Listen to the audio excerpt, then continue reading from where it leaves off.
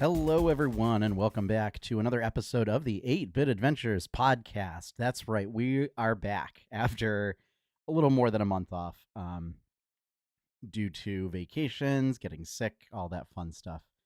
But we are back. This is episode 334, and I am your host, Sean Hayes. So, we had a Nintendo Direct today. Gonna get this right off the bat. We had a Nintendo Direct today, as you know. That's going to be the source of our topics for every topic today is just going to be with the Nintendo Direct.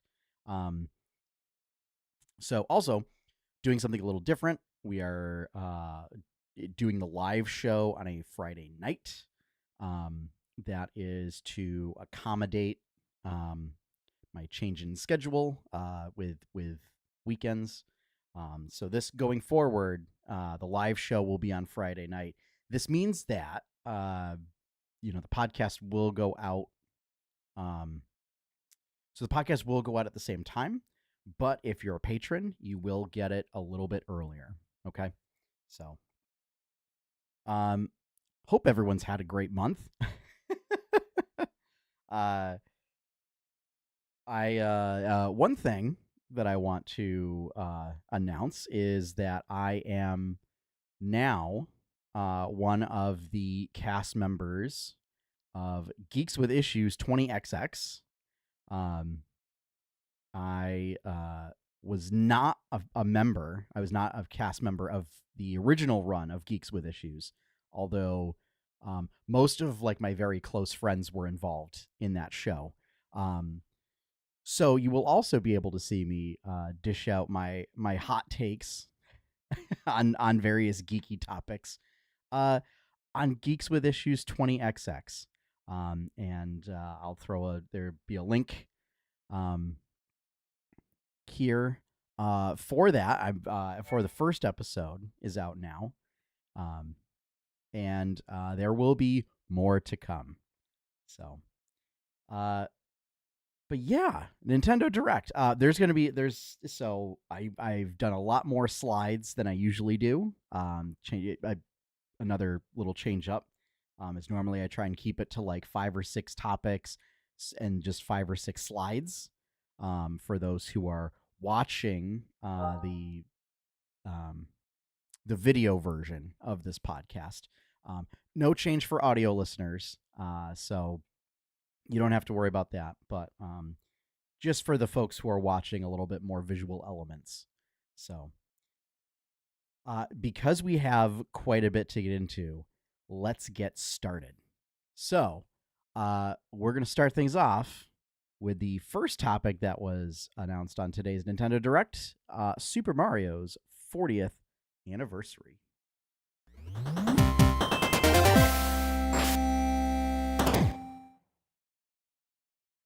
Right, so a whole bunch of items as part of this sort of meta topic. Nintendo showcased, first off, a trailer for the next Mario film, which will be titled the Super Mario Galaxy movie. So it is not, in fact, like the Super Mario Brothers movie 2 or anything like that. Looks like it's going to focus on Super Mario Galaxy, but it was noted that there will be stuff for fans of all Mario characters. Looks like most of the voice cast is returning. So notably Chris Pratt, Anya Taylor-Joy, Jack Black, and of course, I'm drawing a blank on Luigi and Toad. So I'm just going to look this up real quick. Charlie Day and Keegan-Michael Key are also returning. Notably, no mention of Seth Rogen or Fred Armisen. No mention of Charles Martinet either. But who knows? So it looks like the main cast is returning. But perhaps none of the Donkey Kong related characters are. Oh, and Kamek is returning as well. yeah, so I mean that kind of makes sense. Donkey Kong didn't factor at all in sort of the Galaxy storylines, um, for whatever counts as the Galaxy storylines. Uh, but that's fine. There's rumors that we're getting a Donkey Kong film anyway. So yeah, that looks like it's going to launch spring 2026. In addition to that, there's going to be a Mario Galaxy 1 and 2 bundle that was sort of not remade, but just kind of they just cleaned it up a little bit for Switch 2. So that bundle looks to be like $70, and each of the games can be purchased for $40. Folks are a little unhappy about that. I don't know what you're gonna do. Uh, I mean, Nintendo's not gonna give you those games at a discount from their original price. Mario Tennis Fever is a new game. So it's going to feature Mario Tennis gameplay, but also the inclusion of like elemental rackets, or they call them fever rackets, but they do elemental effects. So you build up like a fever gauge, and then you can launch fireballs, launch ice balls, mini mushrooms, spinies, all that fun stuff. The adventure mode for that game is all of the main characters are turned into babies, where they forget all of their tennis skills and they have to remember all of like how to play tennis. So that's a thing for Mario Tennis fans. Super Mario Wonder Switch 2 edition. So it looks like it's going to include basically like a Mario Party mini game, like pack in, where it's all multiplayer games. And then another new game is Yoshi and the Mysterious Book. So kind of leaning into like a Yoshi story, but not like it's not Yoshi's story. It's more that like you go in and you're trying to like fill out a Pokedex basically of like there are all these entries about creatures, and you have to go and like find the creatures and then perform various tasks to unlock more information about them in the book. So I don't know. My hope is that it's not that it's a little more difficult than recent Yoshi entries have been. But it does do this really nice sort of storybook art style that I think will work really well.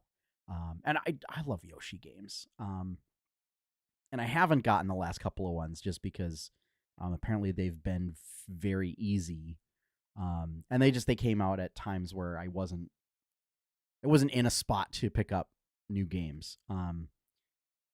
So I'm hoping that it's pretty good. Super Mario Wonder Switch 2 edition and Yoshi and the Mysterious Book are also spring 2026 launch. And that, a lot of the other stuff they mentioned are focusing around like events, like the Nintendo's sponsoring some big marathon that's happening in Japan, and they're doing like a special exhibit and like new badges for the Nintendo Museum, but focusing mostly on the games for our purposes. All right, so as far as the first set of games that were announced, so this is Dinkum, which is coming out for Switch 1, but obviously will be playable on Switch 2. This is a solo developed game by James Bendon, and looks like it kind of starts off Minecraft-like. I don't want to say that it's like a Minecraft clone because the art style is very different. And you're not doing quite the same level of stuff that you're doing in Minecraft. But it's very much focused on, it's a survival game. So, obviously getting a base established, collecting resources, growing farms and everything. But eventually your goal is to like attract like other people and build like a town that attracts like businesses and stuff like that. So kind of like establishing a town. Very inspired by Australia. James Bennett is an Australian developer. So it's things like they showed evading great white sharks, saltwater crocodiles, chasing off kangaroos, and things like that. I'm actually kind of excited about this. I do like survival games. Um, it also like the art style for the people reminds me of Mies. So I'm pretty excited about that. And it has fishing. So I have to try it out, folks. I got to try it out. It has fishing. So I'm just going to adjust the microphone a little bit. See if that works a bit better. But yeah, I'm very very excited about this game. And it comes out November 5th. Next up, Final Fantasy VII Remake Intergrade. Now, this is not a new game, but it is coming to Switch 2. Launches January 22nd. And it comes with the Intergrade like DLC packed in. So I think I have this on PC, but I don't know how well my machine can run it. So I've kind of been holding off, but I'll be very excited to try that. I liked Final Fantasy VII when it first came out, and I watched a lot of gameplay of the remake. Not so much with the Intergrade DLC, but and I was excited for like when it came to like Steam to try it out, and I just haven't gotten around to it. So I'm very excited to try it out, and hopefully that the Switch 2 is good enough to run it without needing to take any shortcuts. So, in addition, Hades 2, Supergiant sequel to its hit roguelike Hades. It's going to release digitally September 25th and physically on November 20th. So if you do want to buy physical, you are going to have to wait until November. But you will be able to pick it up September 25th on the digital storefront. This will support cross-platform saves. Supergiant is fantastic for doing this because it's also launching. It's launching like on every platform, and so the ability to, play it on Steam, say, and then be able to transfer your save, or that it just naturally saves, and then take it with you on a trip and continue playing there. That's fantastic. I will say though, it does say in TV mode, so when it's docked, you're going to get 120 frames per second. So very excited for that. And I loved Hades, and so I'm super excited for this. I haven't played any of the early access because I didn't want to spoil it for myself. And so like I'm going to be coming into this without any prior knowledge of how the game, of like any plot or anything like that. So I'm going to be starting fresh. So bear with me for not having any details about it. Next up, this is a contentious one. Virtual Boy Classics. So these are Virtual Boy games that are coming to Nintendo Switch Online and Expansion Pack, which is fine. That's fine. The contention part and the controversial part is that there are remodeled peripherals. So a Virtual Boy, like made to look like the original Virtual Boy, and it holds your Switch or Switch 2, sort of like Labo did.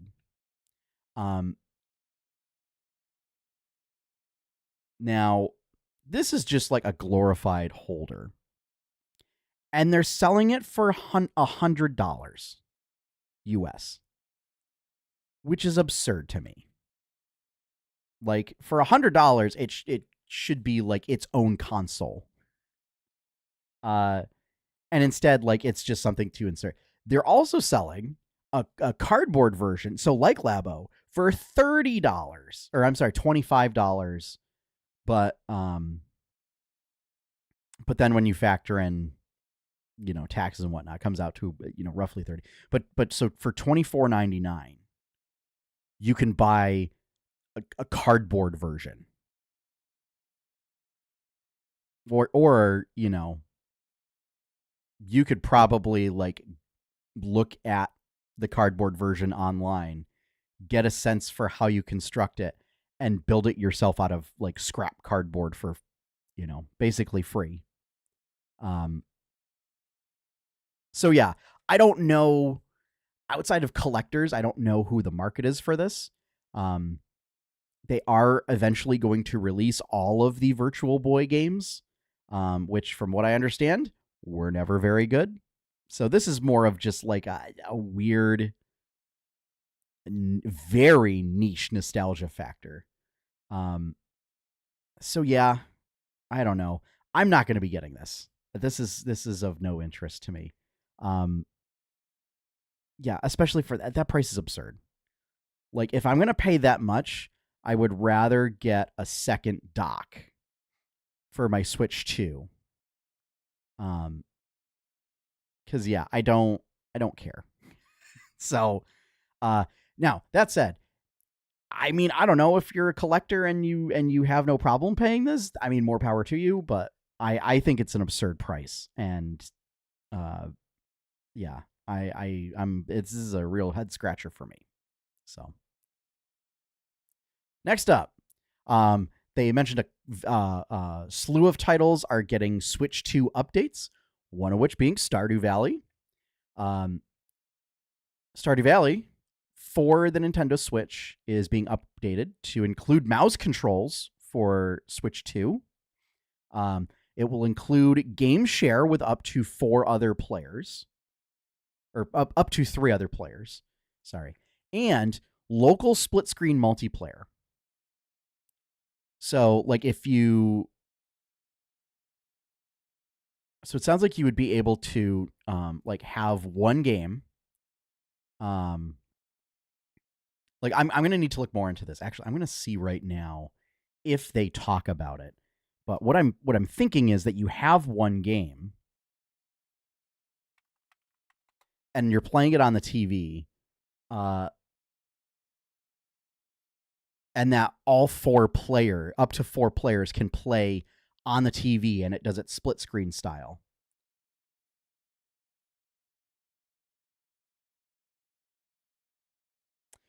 This upgrade will also be free outside of Japan.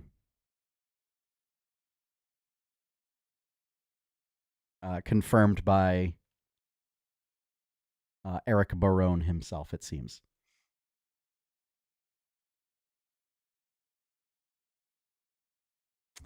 So 4-player split screen multiplayer. Oh, an 8-player online multiplayer. That I don't know how that works. That's absurd.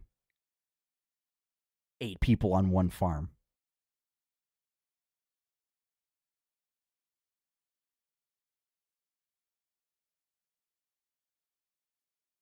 So yeah, I couldn't find anything, but it looks, that would be my guess, is that you have one game that you could then host and do local multiplayer, because I don't know how else it works. So, so yeah, that's very exciting. And again, free updates. Love it. You love to see it.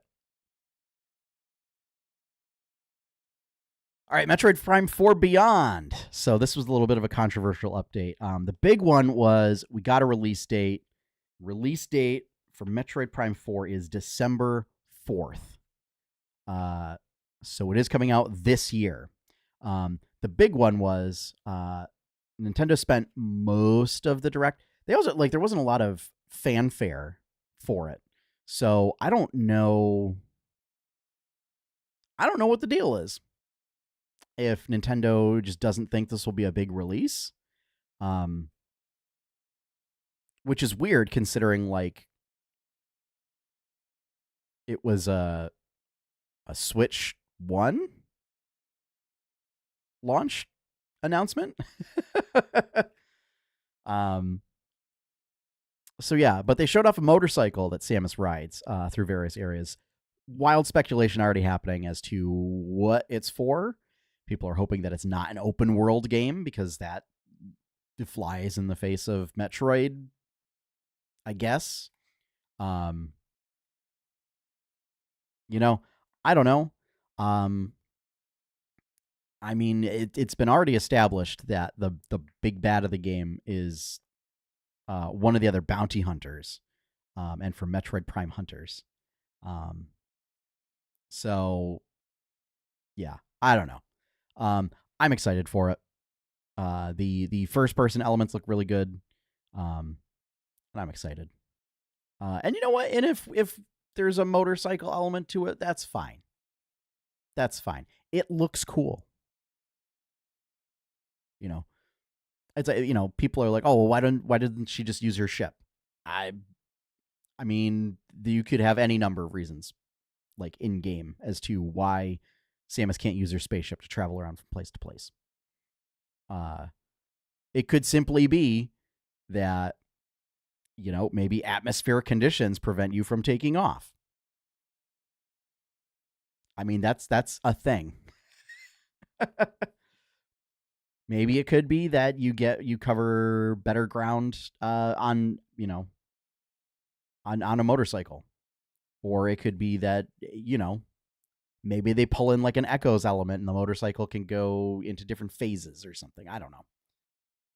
It's whatever. It looks cool. I'm totally on board with it. It's fine. But yes, December 4th of this year. Today, you can purchase DLC for Donkey Kong Bonanza. I have heard, I haven't confirmed it myself yet, but I've heard that it is $20.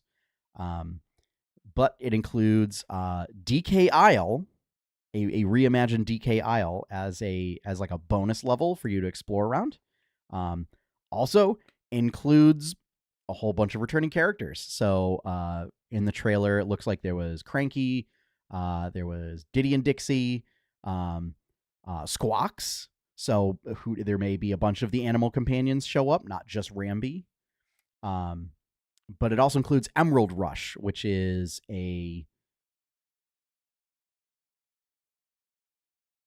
it's a mode where your goal is to just collect more and more emeralds. So you're basically, you're just smashing around and doing stuff. But like fossils will give you like perks to help you collect more efficiently. And Bonandium gems will basically like re-unlock talents or unlock new talents for you for this mode specifically. And then all of your talents reset every run. So there's a little bit of a roguelike element to it. But yeah, I'm not sure about Emerald Rush. I mean, I'll try it. I still haven't finished the post game for DK Bonanza. But I'm really excited for DK Isle. And it's the DK Isle music from DK64. So again, like all the people who were saying that this game had nothing to do with Donkey Kong, they need to play it, and they need to play past like the first 3 hours of it. Because like it's there's so much Donkey Kong packed into it, and like classic Donkey Kong, and Donkey Kong Country. So that DLC is available right now. One of the particular highlights for a lot of folks of this Nintendo Direct is Koei Tecmo is developing a Pokemon take on Dragon Quest Builders. So the story's a little sad actually. Is you're a Ditto who pops out of their Pokeball, and you find like a Pokedex, like a slightly broken Pokedex, which has like it's like a picture of what is assumed to be you, the Ditto, like with your trainer, and your trainer is seemingly nowhere to be found. Which is like the nightmare scenario that we think of for Pokemon, right? Um, is that like something happens to your trainer and now you don't know what to do. Um, so the Ditto tries to turn into a human, and of course, just looks like a human with a Ditto face. And then you go around meeting other Pokemon who teach you new skills, and you use those skills to sort of terraform the world around you and like grow crops and build buildings. And so it's another sort of like survival sim type game. And it looks like your goal is to eventually like start building towns. But using like other Pokemon helpers. I've with the discourse online, I've seen basically two camps. The first camp, super excited for it. I have to say, I'm excited for this. I haven't played Dragon Quest Builders, but it was one of those that was kind of on my watch list. So I'm very excited to see what comes of that. The other camp is kind of whining about Pal World, and that this is clearly just ripping off Pal World, and how dare Nintendo after filing those lawsuits and everything. There's no pleasing people. There really isn't. Folks need to let it go. Okay. First off, this is not like, it is a survival game. It is a very different survival game than Pal World is. It's also, you are not a trainer that's going around capturing, pals, or building, or you're not crafting weapons, and you're not seemingly fighting against other humans using your pals. So again, like, I'm not going to retread the whole Pal World thing over and over again. Because if you want to hear my take on it, there's been plenty of past podcast episodes. But yeah, I'm excited for this. And I'm very happy to see where it goes. I love little builder games. And so and it's also, the other Pokemon don't necessarily pick up that you're a Ditto in disguise right off the bat, and so like when you partially transform to do stuff, they get like freaked out and horrified. It's kind of funny. So very excited for that. And that is 2026. So no firm release date yet, just sometime next year. A surprise. Fire Emblem Fortune's Weave. So Intelligent Systems is developing a new Fire Emblem game. Looks like it's basically like a gladiatorial Olympics kind of thing with various fighters. But seems to be connected to Fire Emblem Three Houses. So for folks who are watching, the slide that I have right now seems to be Sothis from Three Houses, sitting at her throne. So no, it's not in fact Three Houses, but like, we have what appears to be Sothis. We have what appear to be the artifact weapons from Three Houses. We also have what appear to be all of like the demon beasts. So there's a lot of DNA there. So whether this is like a prequel, maybe an alternate universe, maybe a sequel, I don't know. But like, when that stuff showed up, like, I was already interested because it's Fire Emblem. But like, when that showed up, and then it was like, oh, Oh, it might be connected to Three Houses. Okay, I'm on board. I'm more on board than I was before. And it seems like there's like Three Houses, there are multiple sort of main characters. I don't know if it's like if you'll pick one of them and kind of follow their storyline, or if if it's going to be like Three Houses and you pick like a neutral one, like Byleth, and then their main NPCs instead. Be very curious to see that. But they all have like their own various reasons for fighting in this tournament to have a wish granted, essentially. So yeah, that is 2026.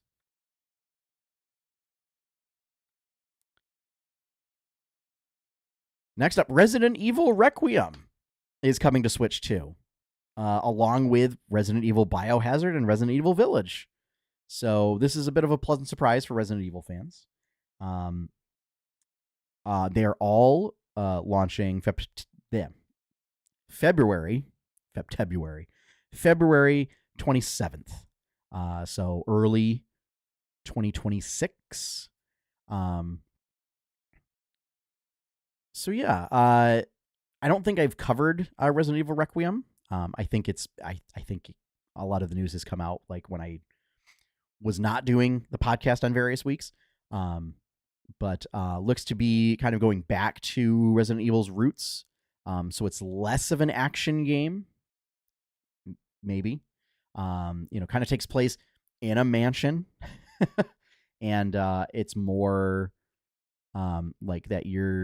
They really played up that the main character is not like a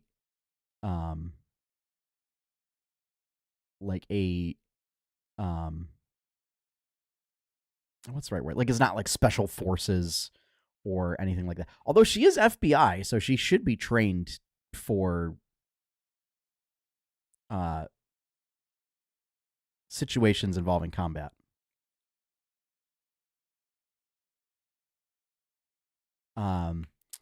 Just for folks watching the live show, seems like we are having some connectivity issues. I apologize for that. But won't have those in the VOD that goes up later. So, and finally, just a quick, just especially if we're having stream issues, just a quick recap of the other titles that I haven't talked about in the direct today. So coming to Switch 1, Stormlancers, Popocom, and this one I'm sure will be a fan favorite. It's Tomodachi Life Living the Dream, which is coming out spring 2026. Looks kind of like a weird Nintendo take on The Sims. So be on the lookout for that. Switch 2 is getting Mortal Kombat Legacy, which it looks like it might have the Sub-Zero game as part of it. That's definitely a choice. Linked Banner of the Spark, which I wanted to note has fishing in it, so I may keep an eye out for that one. Kirby Air Rider is getting amiibos that have swappable bases.